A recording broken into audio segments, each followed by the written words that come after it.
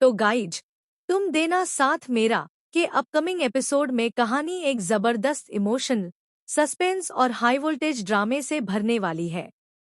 इस बार सिर्फ एक गिरफ्तारी या एक गलतफहमी नहीं, बल्कि कई ऐसे खुलासे होने वाले हैं जो पूरी कहानी का रुख बदल सकते हैं। हर किसी को यही लगेगा कि अब रक्षित के खिलाफ सारे सबूत मिल चुके हैं, लेकिन जैसे जैसे कहानी आगे बढ़ेगी, वैसे वैसे पता चलेगा कि जो दिखाई दे रहा है उसके पीछे एक और भी बड़ा राज छिपा हुआ है। एपिसोड की शुरुआत बेहद तनावपूर्ण माहौल से होगी। पुलिस के हाथ एक सीसीटीवी फुटेज लगती है, जिसमें साफ दिखाई देता है कि अपराजिता के गायब होने से पहले वह आखिरी बार रक्षित के साथ थी। फुटेज में रक्षित उसका हाथ पकड़कर उसे गाड़ी में बैठाता हुआ नजर आता है। पहली नजर में यह वीडियो रक्षित के खिलाफ सबसे बड़ा सबूत बन जाता है। पुलिस बिना ज्यादा देर किए उसे गिरफ्तार कर लेती है। मीडिया भी इस खबर को सनसनीखेज बनाकर दिखाने लगती है और देखते ही देखते रक्षित को अपराधी घोषित कर दिया जाता है। रक्षित बार बार यही कहता रहता है कि उसने कुछ भी गलत नहीं किया, लेकिन उसकी एक भी बात कोई सुनने को तैयार नहीं होता। पुलिस भी सबूतों के आधार पर आगे बढ़ती है और उसे हिरासत में ले लिया जाता है। दूसरी तरफ सोशल मीडिया और न्यूज़ चैनलों पर रक्षित के खिलाफ तरह तरह की बातें होने लगती हैं। उसके परिवार की इज्जत दांव पर लग जाती है। जैसे ही रक्षित को पुलिस लेकर जाती है, उसके घर का माहौल पूरी तरह बदल जाता है। उसके पिता पुराने हादसे को याद करके बुरी तरह टूट जाते हैं। उन्हें अपने बड़े बेटे के साथ हुई दर्दनाक घटना याद आने लगती है। वह बार बार कहते हैं कि कहीं इतिहास फिर से खुद को दोहराने तो नहीं जा रहा। उनकी तबीयत अचानक बिगड़ जाती है और पूरे परिवार में अफरातफरी मच जाती है। उधर रक्षित की मां गुस्से और दर्द में पूरी तरह टूट जाती है। उन्हें लगता है कि अगर अपराजिता उनके बेटे की जिंदगी में नहीं आती, तो शायद आज यह दिन कभी नहीं देखना पड़ता। वह अपराजिता को ही इस पूरे मामले का जिम्मेदार मानने लगती है। परिवार के बाकी सदस्य भी दो हिस्सों में बंट जाते हैं। कोई रक्षित का साथ देता है तो कोई पुलिस के सबूतों पर भरोसा करता है। लेकिन दूसरी तरफ अपराजिता की हालत भी किसी दर्दनाक कैद से कम नहीं होती। वह गाड़ी की डिक्की में बंद होती है और बाहर निकलने की हर संभव कोशिश करती है।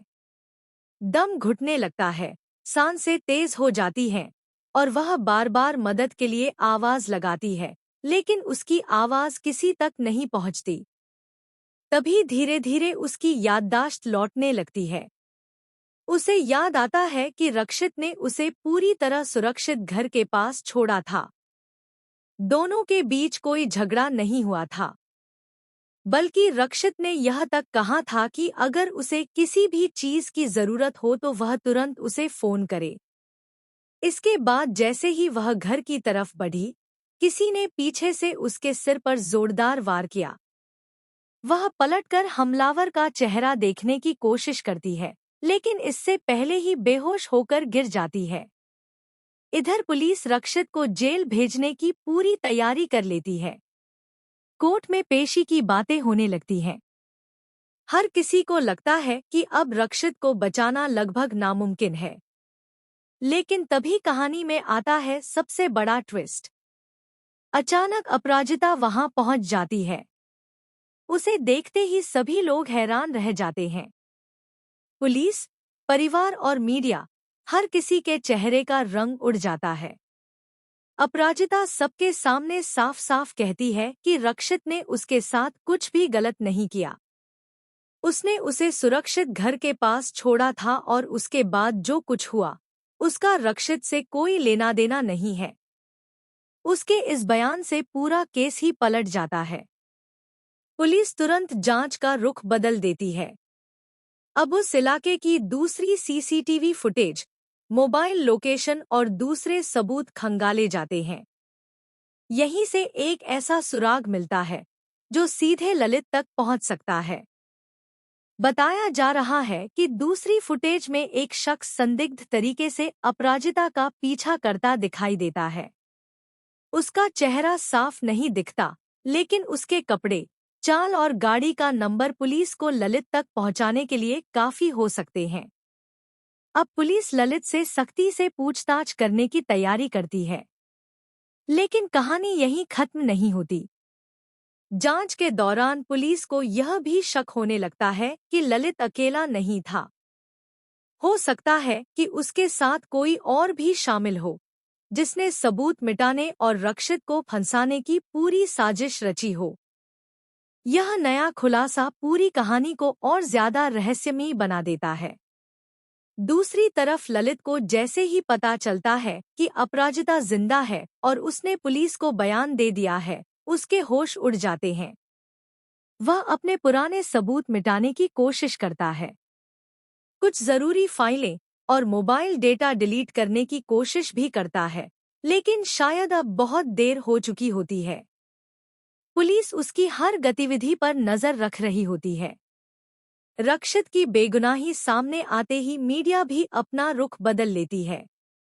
जो लोग कुछ देर पहले उसे अपराधी बता रहे थे, अब वही उसकी तारीफ करने लगते हैं।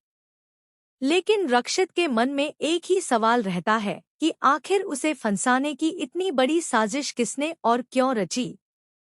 इसके बाद अपराजिता पूरे परिवार के सामने हाथ जोड़कर माफी मांगती है। वह कहती है कि उसकी वजह से सभी को इतनी तकलीफ उठानी पड़ी। लेकिन रक्षित उसे रोक देता है और कहता है कि इसमें उसकी कोई गलती नहीं है।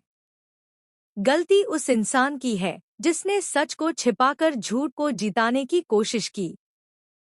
रक्षित की यह बात सुनकर अपराजिता की आंखों में आंसू आ जाते हैं। दोनों के बीच भरोसा पहले से भी ज्यादा मजबूत होता नजर आता है। परिवार के कुछ सदस्य भी धीरे धीरे अपराजिता को समझने लगते हैं।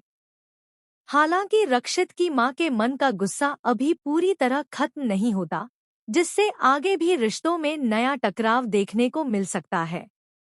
इसी बीच एक और चौंकाने वाला संकेत मिलता है। पुलिस को एक रहस्यमयी फोन कॉल रिकॉर्डिंग मिलती है, जिसमें कोई शख्स ललित को बार बार निर्देश देता सुनाई देता है।